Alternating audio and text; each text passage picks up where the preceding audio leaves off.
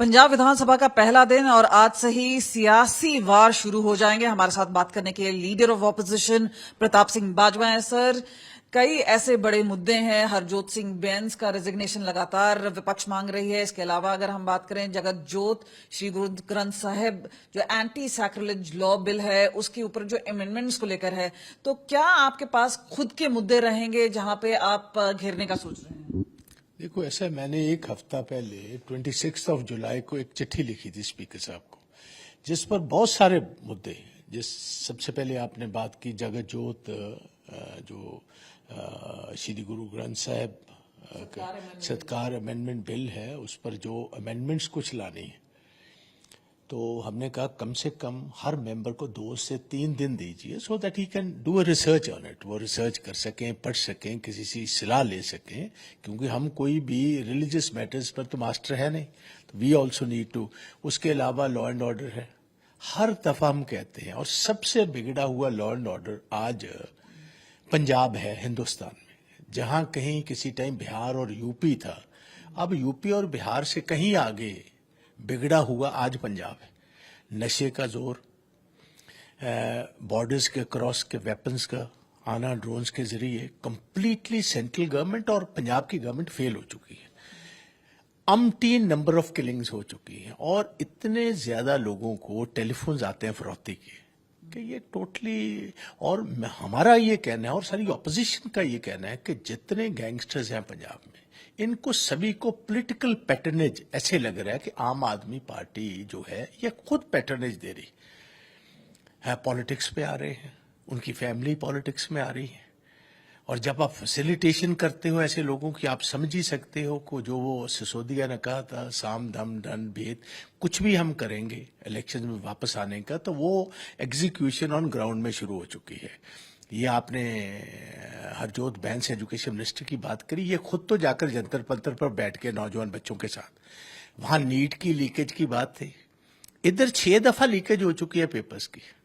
पंजाब में जब से इनकी सरकार आई, और चीफ मिनिस्टर ने खुद एक दफा तो खुद ट्वीट कर कर एक्सेप्ट किया है कि मैं गिल्टी को जाने नहीं दूंगा। 6 दफा हो गई, और ये लास्ट जो है उसमें बस इतना कह रहे हैं बैन साहब कि ये मेरी नहीं, ये तो हेल्थ मिनिस्टर का काम है। So we will basically go for both of them, they are answerable. ये हमारे नौजवान पीढ़ी के लिए आंसरेबल है। कांग्रेस एक अकाउंटेबिलिटी सेट करेगी, 100% करेगी। अकाउंटेबिलिटी लॉ एंड ऑर्डर की होगी, अकाउंटेबिलिटी लीकेज की होगी, अकाउंटेबिलिटी सत्कार बिल पर होगी, अकाउंटेबिलिटी बरगाड़ी बैबल कलां की अभी तक रिपोर्ट्स जो हैं उसमें किसी नतीजे पर ही नहीं पहुंचे, और majority of cases have landed up outside Punjab because government never wanted to defend them. Government defend नहीं था करना चाहती, ये चाहती पंजाब से चला जाए।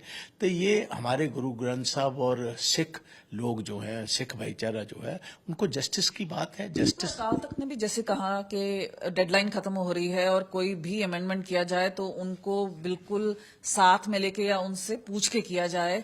लेकिन अब क्योंकि उनको जो मुख्यमंत्री हैं उनको गुरुदोखी भी बोला गया है और एंटी पंथ बोला गया है, आपको क्या लग रहा है? और क्योंकि उसमें सारे ही सिख एमएलएज हैं जिनमें कांग्रेस भी शामिल है, क्या लग रहा है कि क्या रुख रहेगा खासतौर पर असेंबली में? देखो, असेंबली में हम तो अकाल तख्त साहब के सामने समर्पित हैं। हम मानते हैं 6वीं पातशाही की ये जो गद्दी दे रखी है अकाल तख्त साहब, ये बहुत स्पिरिचुअल भी है, और ये रिलीजियस भी है, और पॉलिटिकल भी है। तो उसके साथ जो हमें आदेश है, हमारी कौम के सबसे सरमौर अगर हस्ती हैं तो अकाल तख्त साहब के जथेदार जी हैं, और सभी हम समर्पित हुए वहां जाकर।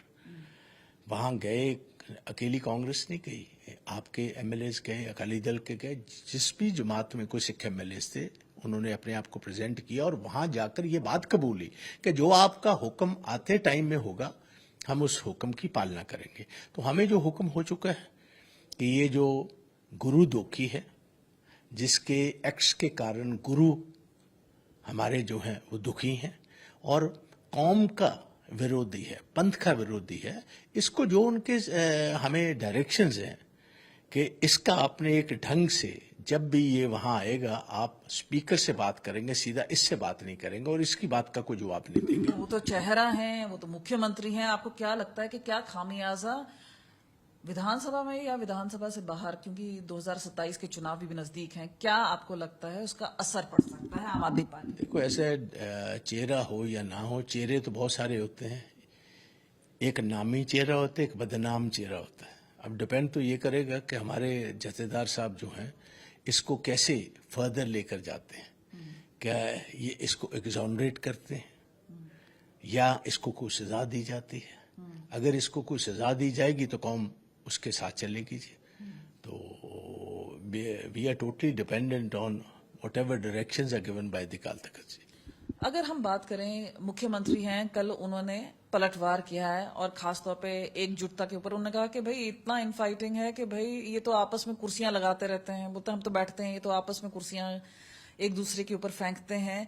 किस तरह से देखते हैं, क्योंकि आपने कल सीएलपी भी की, सबको एक साथ लाने की कोशिश भी की है, लेकिन फैक्शनलिज्म की बात है वो बार बार उठती है। और 2027 से पहले, और हमने देखा कि 2022 में जहां पे 80 के करीब 77 थी सीट्स, उसके बाद 18 हो गई।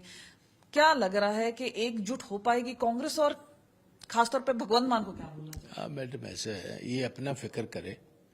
आपको पता है सर, सुखपाल सिंह खैरा इनके लीडर ऑफ अपोजिशन थे। इनके 22 एमएलए में से 10 उनके साथ चले गए थे और ये 1 महीना पहले हुआ था, स्प्लिट हुई थी। हमारे तो कोई स्प्लिट भी नहीं हुई, सारे एमएलए हमारे साथ हैं। रात के डिनर पर सारे के सारा 15 के 15 एमएलए मेरे इधर आ रखे थे और हमने फैसला किया है इस गवर्नमेंट को लोगों के इश्यूज को उठाना है और इनको अपोज करना है।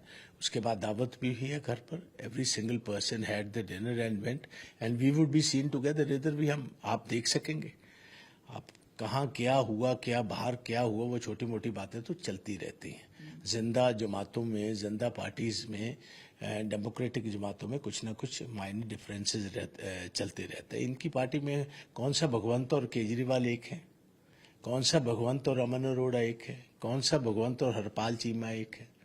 तो ये तो चलता ही रहता है, छोटा मोटा चलता रहता है। आप माइनर डिफरेंसेस की, डिसरप्शन की बात कर रहे हैं, पर कई लोग बोल रहे हैं ये तो केओस है कांग्रेस पार्टी में। और ऐसा लग रहा है कि जो आला कमान है भूपेश बघेल, क्योंकि वो आए भी हुए हैं और लगातार उन्हीं की रैली में बातें भी उठ रही हैं। आपको लगता है कि इसका एक कोई ना कोई असर विधानसभा चुनाव पे पड़ सकता है, कांग्रेस के किसी इस पे पड़ सकता है? आप देखिए, within days everything is going to be set in order. सारा कुछ बिल्कुल ठीक होगा और कांग्रेसमैन अंडरस्टैंड करते हैं we will have to fight as one. Natural choice लोगों की बदल की आपकी कांग्रेस ही है एंड वी अंडरस्टैंड, और हम लोगों के सेंटिमेंट्स की कदर करते हैं और उनके सेंटिमेंट के मुताबिक ही सारी पार्टी चलेगी और इकट्ठी चलेगी। जगह जगह विरोध प्रदर्शन हो रहा है, जैसे कहीं कहीं हम देख रहे हैं कि सैनिटेशन वर्कर्स हैं, हमने देखा किस तरह से लुधियाना स्मार्ट सिटी बोला जाता है लेकिन कूड़े के ढेर पड़े हैं। अब हरजोत बेंस हैं, वहां पे भी आके उन्होंने बात की है। कैसे देखते हैं जहां पे ये लोकलाइज मुद्दे एक बड़ा उभर के आ रहे हैं, कहीं पीएसआरटीसी की बस की स्ट्राइक हो रही है, तो बहुत सारी चीजें ऐसी आ रही हैं। आप हैरान होंगे, मुझे याद है एक डायलॉग केजरीवाल और भगवंत इस्तेमाल करते थे कि हमारी गवर्नमेंट एक धरना फ्री सरकार देगी। और मेरा ख्याल आज कोई ऐसी रोड नहीं, कोई सड़क नहीं है पंजाब में इम्पोर्टेंट जिस पर धरना नहीं लगा हुआ, जहां बेरहमी से, जैसे साइमन कमीशन आया था एक दफा और लाला लाजपत राय जी की इतनी ब्रूटल लाठीचार्ज किया था कि उनको शहादत उनकी होगी, तो उसमें ऐसा ही हमें तो दृश्य रोज देखने को मिलता है। बरनाला में सफाई कर्मचारी पीटे गए, मनरेगा के वर्कर्स की बेरहमी से अपनी बात रखने पर रूरल डेवलपमेंट मिनिस्टर के घर के बाहर खन्ना में पिटाई की गई, नौजवान बच्चियों की रोज कपड़े फाड़े जाते हैं, उनकी चुनियां हवा में उड़ाई जाती हैं, दस्तारें हमारी उतारी जाती हैं। अगर किसी सिख की पंजाब में दस्तार सेफ नहीं है तो कहाँ होगी?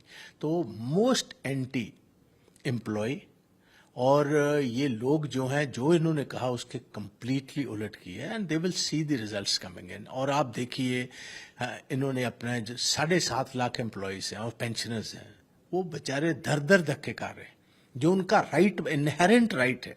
फर्स्ट क्लास एम्प्लॉयज जो है, सेंटर का ग्रेड मिलता है, वो तो सभी को तनख्वाह भी मिल रही है और डीएटीए भी मिल रहा है, और अपने एम्प्लॉयज को 4 साल का 15,000 करोड़ रुपए बकाया है, वो नहीं दे रहे। पहले वो हाई कोर्ट में गए, वहां जीते, अब ये डबल बेंच पर आ गए हैं और आज या कल में फैसला है, वो भी मेरा ख्याल एम्प्लॉयज के हक में होगा, फिर ये सुप्रीम कोर्ट में जाएंगे।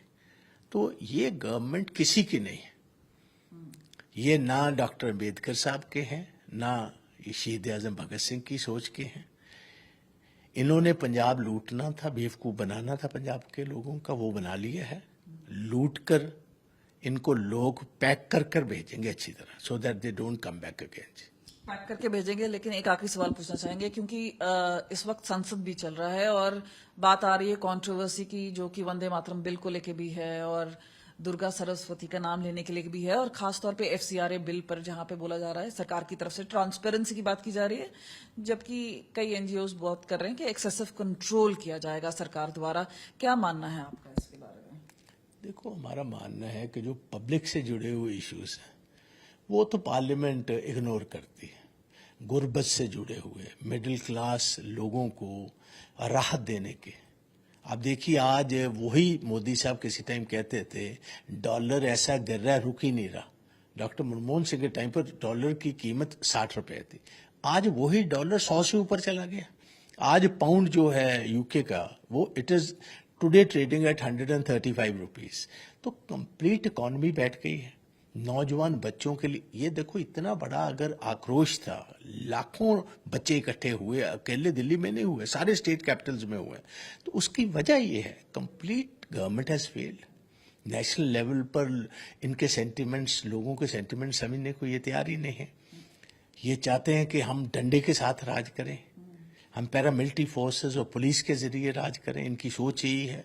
मगर ये सोच जो है ज्यादा देर हिंदुस्तान में चलेगी नहीं जी। आप बीजेपी को क्या आप यहाँ पे राय देना चाहेंगे, क्योंकि अब अपने आप को बड़े तौर पे बता रहे हैं कि वो एक 4 कॉर्नर फाइट है पंजाब में, किस तरह से देखते हैं इन backdrop of cockroach Janata party protest? देखो, इधर बीजेपी का पंजाब में तो है कुछ नहीं। मैं समझता मैक्सिमम वो 4 या 5 सीट पर लड़ने की वो रखते हैं। They are nowhere in Punjab. They are trying their level best to get people from other parties. इनकी खुद के पास तो कुछ है नहीं, specially in rural Punjab. 70% Punjab तो गांव में रहता है और गांव में इनका कोई झंडा पकड़ने को तैयार नहीं है।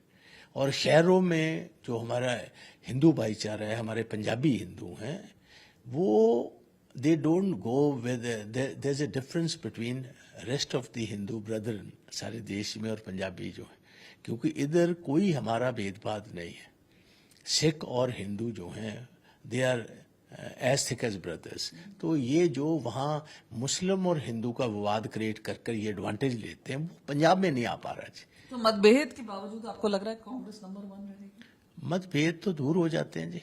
मतभेद तो हर परिवार में भी होते हैं, ब्रदर्स और सिस्टर्स में हैं, हस्बैंड और वाइफ में हैं, तो ये दूर हो जाएगा और everything would be in order. तो तैयारी है विधानसभा चुनाव में मान सरकार को घेरने की। कैमरा पर्सन चांदीराम के साथ कमलजीत संधू, चंडीगढ़।